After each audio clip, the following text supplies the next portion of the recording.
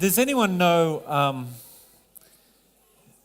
There's one of your youth directors in Victorian Conference. His name is NB. Does anyone know what that stands for? NB, naughty boy. Simon, you naughty boy. One guy at college that I really wanted to get to know was Simon. I always wanted to hang out with Simon, but he'd never hang out with me because I was too old, and I was in not a younger grade, but I was just I was first year, right? And naughty boy was graduating. So one of the guys that I always wanted to hang out with, and now I get to for a whole weekend. Friends are pretty powerful, and friends will do, as we said this morning, friends have more influence over you than God. It's legit. I'll give you an example, right? I'm just going to do a snap right here, right now. If you don't want to be in my Snapchat, because I have a streak, people, and I'm telling you, you don't think a 45-year-old's got a streak. Here we go. Just cover your face. You don't want to be in this. I'm going to streak this one. I'm going to snap this to everyone. Look at this. I'm going to put streak on it. There's my emoji or whatever you call them. See, there he is. Streak!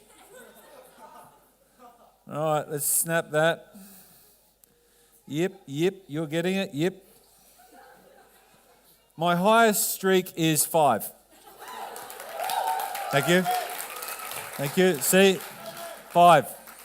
One of my Bible studies, they won't concentrate. They're on the phone all the time. And I said, what are you guys doing? Oh, Snapchat. I said, we're doing a Bible study. Why would you snap while we're doing a Bible study? It's streaks. I said, what is streaks? It drove me nuts. I said, you got to stop streaking, whatever that means. Back in the day, that was a bad thing. You know, the guys that came on the football oval? The cricket, yeah? You guys don't even know what I'm talking about. Hey, who's got 50 streaks? A streak of 50. 50 days. 50 days. Wow. 100 days. 100-day streak. You dead set. 200. 200-day streak. Oh, that's 3. Sorry. Mike went in the ground. 200-day streak up the back. Are you for real? 300 days. You're lying. This is church. It's just nearly the Sabbath. 300-day streak. Put your hand up. Are you dead set? 400 days. No way on earth. Check her phone. Have you got your phone here? Well, bring it up here. I want to check this streak. 400 days. You got your phone on, you got 400 days. What? Who's got the highest streak? 500 days? 600? That's 2 years, people, of your life. How many people are getting their streaks babysat at the moment? Can't bring your phone to camp, you got to babysit? Really?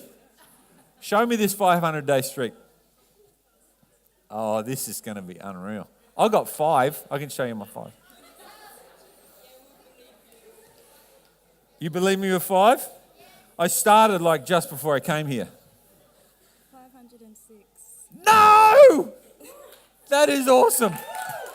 Do we have an Avondale shirt? Something. I don't have anything. I'll buy you a hot drink tonight. Not in a weird way, people. Married kids. Friends have the most, and by the way, Michaela, brilliant singing. I am nearly in love with your father, Ronnie. Okay, I've known him for a long, long time. I actually came to your place in New Zealand. Remember when you used to live near Glenn and Kirsty? Yeah. I came to your place, you were small. Ronnie actually took me, this is a true story. Ronnie, Michaela's dad, and you got a sister, Brooke. Yeah, she's in Albury. Mildura, my bad. Same place. Anyway, Ronnie took me from Auckland all the way down to the bottom end, Wellington. Yeah, and then I caught a barge across to Picton because I was madly in love with one of the girls there. I'm not going to say who, but because this is videoed, right? But how much dedication does your father have took me all the way. He didn't have to go, but he knew that love was serious. 506 streaks. No, I don't think you understand. That is 2.5 years. How bad am I at maths? This is why I failed every subject at school. 1.5 years, is it? 300? Of course it is. All right. 5 streaks. Wow. I am insignificant. Oh, she's look! 4! She's done it back. Yeah, that's one of my Bible studies. I get excited when I see the flame. I see the number. I was thinking about streaks, and it's been on my mind.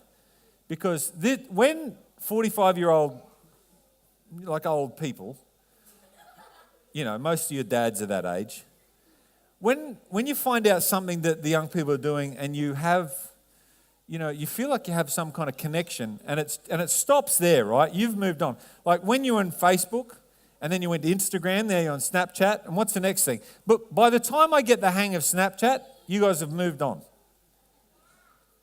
And everything seems to do, all of these things seems to be associated with relationships. Because your generation is interested in relationships. As I said, the most powerful influence you have are your friends above God. This is why you have 506 streak days. How many do you have with God? Let's start a streak with God. That's my challenge for you tonight.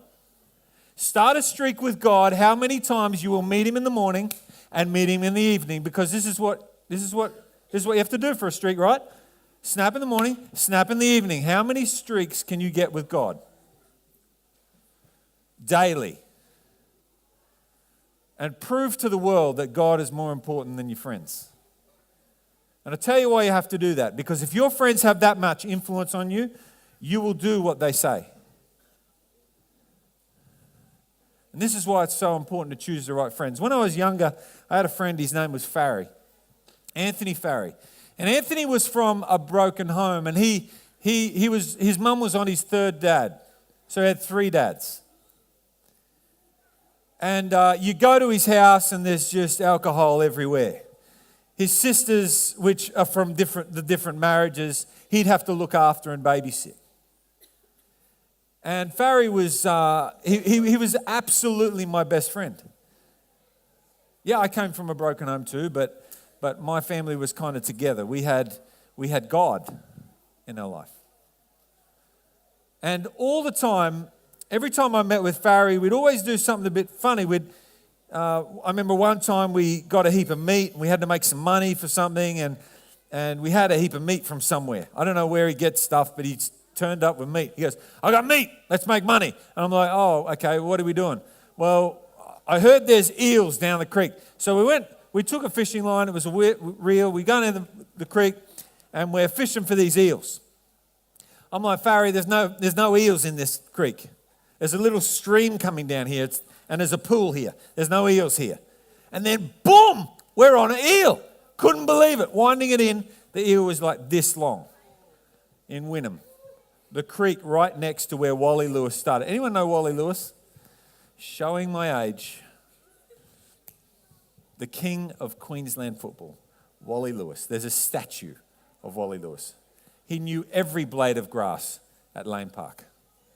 Kick the ball and it would just go out. Anyway. So we catch this eel and we bring it up, and sure enough, there's another one. So we've got 2 eels on the side of the bank. We go, "How do we make money now?" And you would not believe it, but this lady came from nowhere and she's peering over the side of the thing. She goes, "What you doing?" We're like, "We're fishing for eels." "Where'd you get them?" "Well, we just got them from here." "I'll give you $5. She was quite angry. $5? "Yes." And we gave her the eels for $5. We raced back, got some more meat. We were trying to find her. We couldn't find her anywhere. But I remember we broke into a place once, a shop, to make money, and we went down a golf course and we did some dodgy stuff there. And it was just, the memories that I have with Farry, we just went downhill and downhill. As we got older, we got into alcohol, we got into drugs, and we got into all these different things. I even got into jazz ballet with Farry. He goes, dude, this is where the girls are at. I'm like, really? We're going to do ballet. We're going to do ballet, tap, and jazz. I said, there's no way, dude. I'm not doing that. He goes, just come once. So I came to ballet, and sure enough, I stayed for 3 years in jazz ballet. I'm not giving you moves. But what I used to be able to do is drop onto one knee, bang like that, and spin. I used to do some cool stuff. No longer. I think I broke my foot from doing that, showing off to me. But anyway, throughout my life, every time with Farry, we'd do things, and the friendship just went on, and I'd do anything for Farry. He was my best mate. And there was one point in time where I believe God actually told me, you're going to Pathfinders. I said, Farry, I'm going to Pathfinders. I'm going to do Pathfinders now. He goes, why? Why? I'll come. I'll become an Adventist. Let's not be. No. I said, I've got to quit dancing because dancing was on a Saturday. I was going through that stage where I'm not interested in any of this Sabbath stuff. I'm not interested in any of this God stuff. So I played basketball Friday night. I danced all Saturday. And I said to Mum, I'm not going to church. But one day I kind of said, well, I want to go to Pathfinders because they have cool campouts. So I said, Farry, I'm going to Pathfinders. He said, I just can't do it. I can't afford it. And to this day, I regret not asking my mum if she could pay for Farry to go to Pathfinders. Because it turned out that Farry became heavily involved with drugs. He got in a lot of trouble with the law. And we split directions. And it broke my heart to leave my friendship with Farry. But it came to the point where I'm so glad that happened. Because friendships have such a powerful influence on you. You have streaks with people. It's not because of people. I think it's more because of the numbers. But your friends have a massive influence on you. And you have a massive influence on your friends. Jesus was, his disciples were baptizing a lot of people in Judea, near Jordan. And the Pharisees got hold of this and they were saying, well, Jesus is actually baptizing more people than you, John, and you're John the Baptist. So that doesn't add up. And they're trying to make this jealousy kind of thing. And Jesus knew what they were trying to do and he left the place. He just left.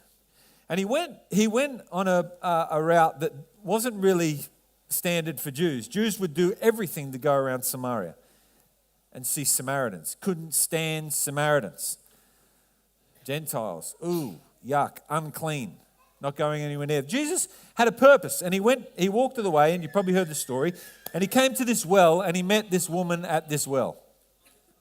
He said to his disciples, you go into the city and you don't see any other instructions, but the disciples were hungry and they went to the city and they actually went there to buy food. And because the disciples didn't really like Samaritans, they're not going to go to the city and actually do anything else but buy food. And they're going to have short conversations. Jesus had a mission. Jesus was always going to stay at the well. But he was going to send someone into the city to win the city for him. He's been with his disciples for quite a time now. And they knew him. And they just left their nets and they left their table, they left their tax collecting tables, they left everything to follow Jesus. So Jesus, if you like, is their best friend. Jesus has a lot of influence on these guys. But influence for God and influence for Jesus is probably the hardest influence or thing that makes you do stuff. Why?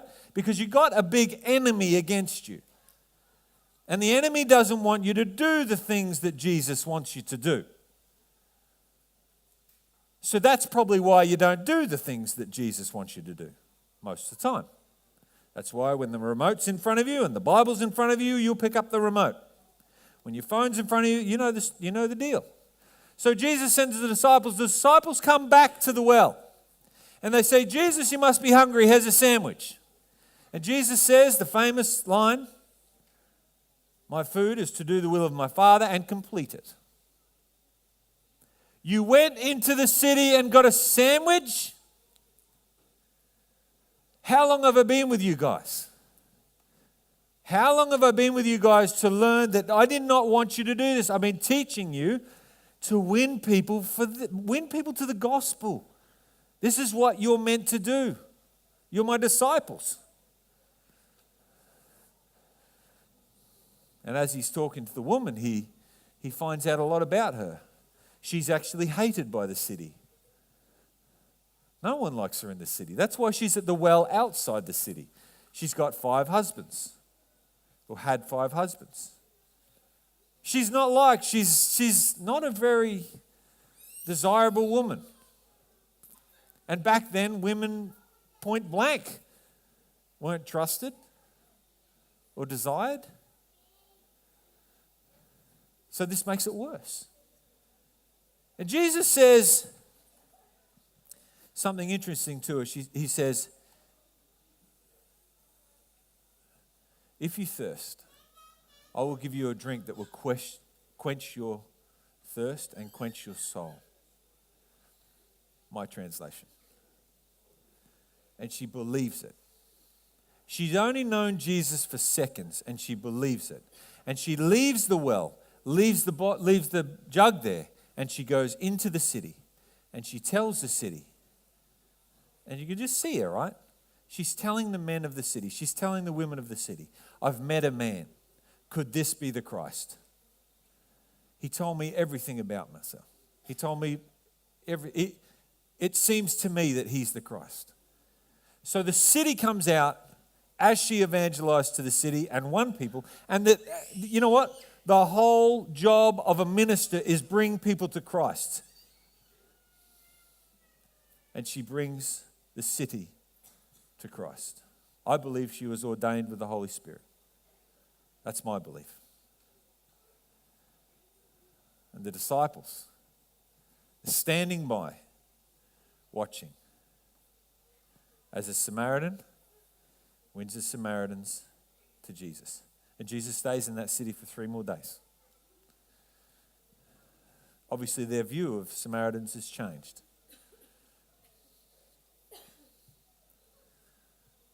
I want your best friend to be Jesus. I wish so bad that Jesus had a phone so that he could snap you every day. Because he would. I wish so bad that you could Snapchat him. On the phone. Why do I wish that? Because it's too hard to pick up the Bible. This is what's relevant. I wish so bad that Jesus had a profile. But he doesn't.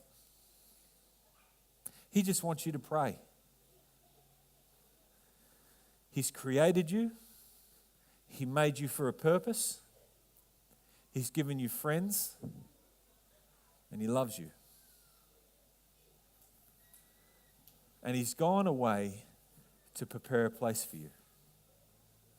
And when Jesus says, I go away to prepare a place for you, I'll come again and receive you unto myself, it's marriage language. And I don't know if you know this, but in Jewish marriages, this is what they used to do.